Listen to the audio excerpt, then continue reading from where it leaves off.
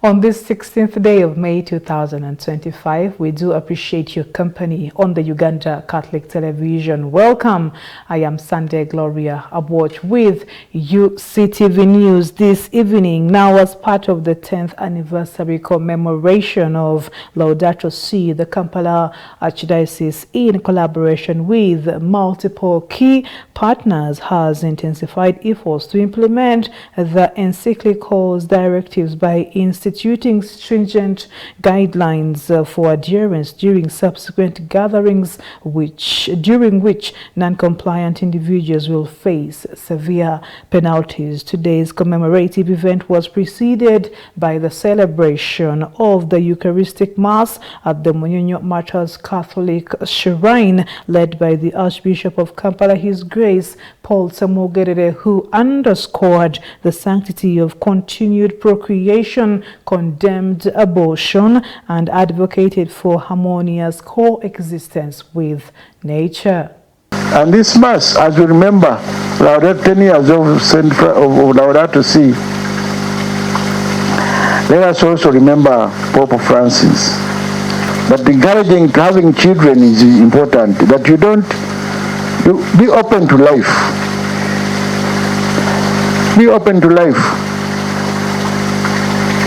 Humanity of Pope Paul VI, over 60 years ago, tried to show us that it is important to have life. And our response to humanity is important. But many of us neglected it.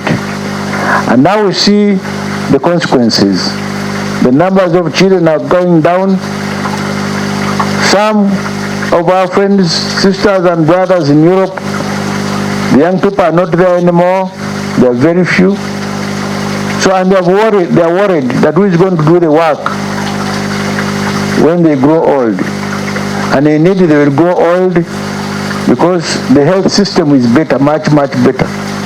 So growing old is not in question anymore. But who is going to continue protecting and enhancing this life that God gave us when you continue avoiding not only refusing to allow the children to procreate or procreate, but doing even the worst thing of killing what has been created through abortion and other means.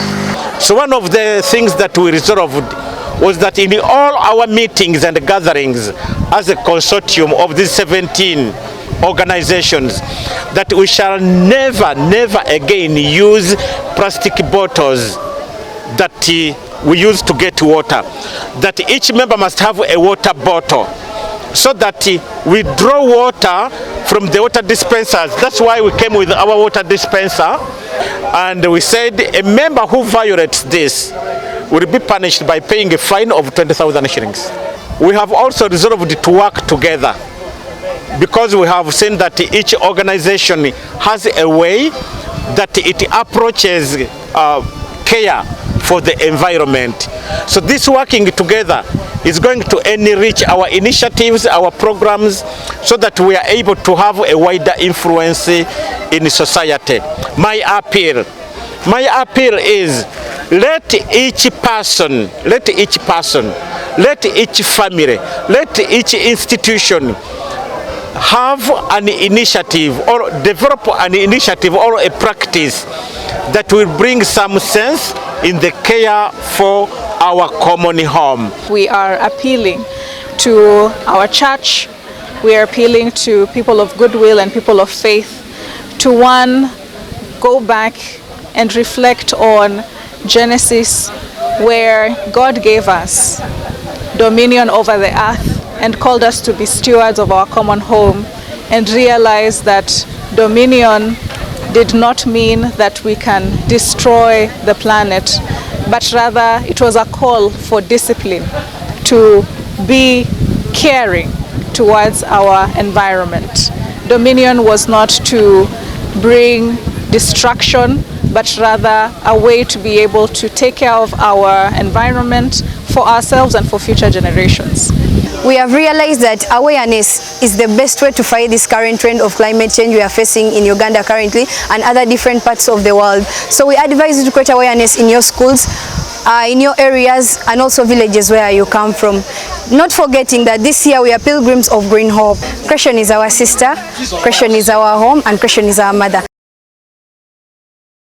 Now, as the date draws closer to Sunday, May 18th of 2025, preparations are underway to celebrate the 50th priestly jubilee of His Lordship, Right Reverend Kolistas Rubaramira, Bishop of Kabale Diocese. This milestone marks 5 decades of dedicated service to the church, beginning with his priestly ordination in 1975. It is special feature, we bring you an in-depth profile of Bishop Rubaramira, highlighting his pastoral journey, leadership in Kabale Diocese, and contributions to the spiritual and social development of the church in Uganda.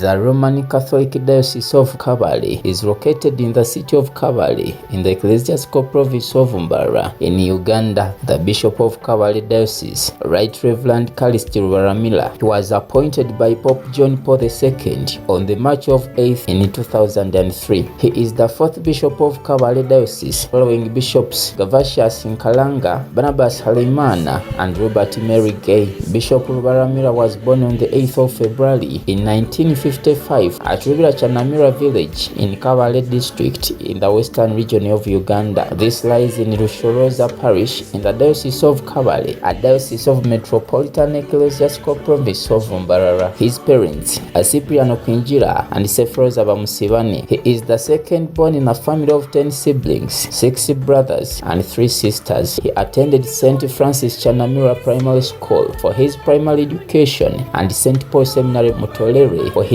O-level education. He completed his A-level studies at Kitabi Seminary in Bushenyi. He studied philosophy at St. Thomas Aquinas National Major Seminary in Kalungu district. He then transferred to St. Mary's National Seminary, Gaba, where he studied theology. He graduated with bachelor's degree from Katigondo in philosophy and from Gaba in theology. Later, he was awarded a Master's of Business Administration from the University of Portland in Oregon in the United States. He was ordained a priest on a Pentecost Sunday on 18th of May in 1975 at Rushoroza Parish. He was appointed Bishop of Kabale Diocese by Pope John II on the March of 18th in 2003 and ordained and installed as Bishop of Kabale on Pentecost Sunday of 8th of June in 2003 at Rushoroza. He was ordained a deacon on December 29th in 1974. On 18th May in 1975, he was ordained a priest of Kabale Diocese. He served as a priest in the Roman Catholic Diocese of Kabale until 15th of March in 2003. Among the service roles that he has gone through as a priest include parish priest and apostolical vicar in Rukunjiri district, secretary to the Bishop of the Roman Catholic Diocese of Kabale, Chancellor of the Diocese of Kabale, Diocesan Treasurer of the Diocese of Kabale, Diocesan Financial Administrator of the Diocese of Kabale. On 25th of August 2024, was installed as the Chancellor of St. Ignatius University of Kabale. The ceremony took place on the university's campus in Rushoroza, Kabale Municipality. On May 18th, 2025, we celebrate 50 years in priesthood for our priestly golden jubilee at Our Lady of Good Shepherd, Rushoroza Cathedral. M. Frank, UCTV News.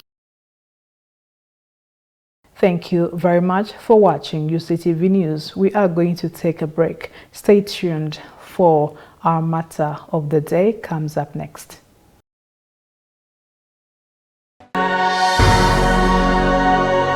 UCTV, good news for all. You are watching UCTV, good news for all. For this and more, tune in to Kasese Get Radio 100.5 in Western Region, located at the hill of the Diocese of Kasese. KGR brings you all Catholic programs and an advertising platform in all our radio shows like Good Morning Renzori, Chama Tohoka, Ukute, the Business Show, Propeller The Request Show and Sports, Evaluation by Hingaba Kuluka, Late Night Show, and many others. Our other services include Isuzu Tipa, a Noah car, public address system, live band, Omokekera, an audio recording studio, and outside live broadcast. For more information, call 0773 597 166 or visit our website www.kasesegatradio.com. Kasesegat Radio, Omusondoria, the voice of truth.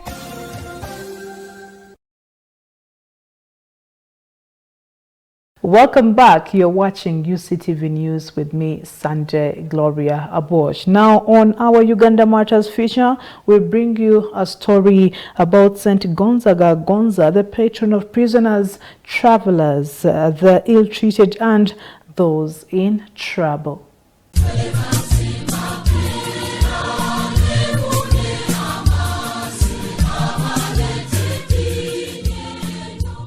St. Gonzaga was a Musoga. His father was Gonza of the family of Zibondo of Bulamogi, belonging to the Bushback clan. The mother is not known. Gonzaga first lived in Chigulu at Busambira village, but later they migrated to Bulamogi where Gonzaga was born. He was captured by Kasoma Tegusaga Bulusi, who treated him as his own son.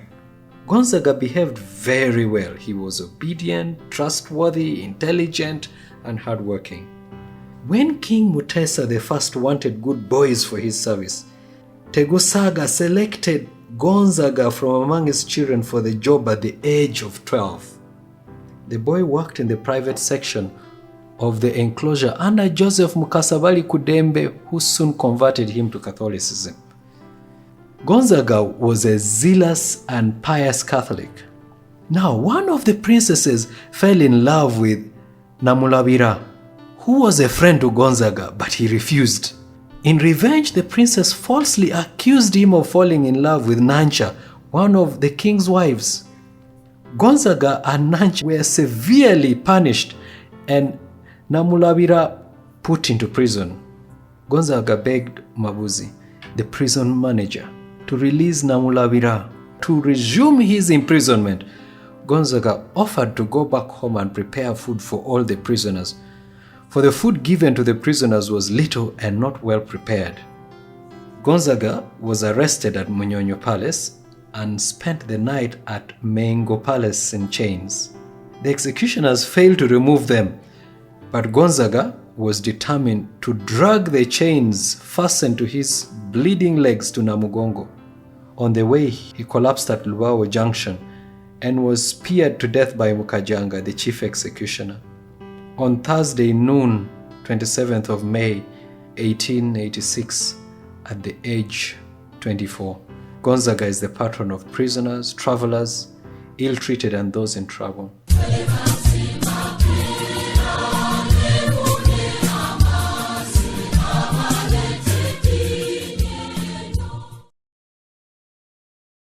It is time for Today in History.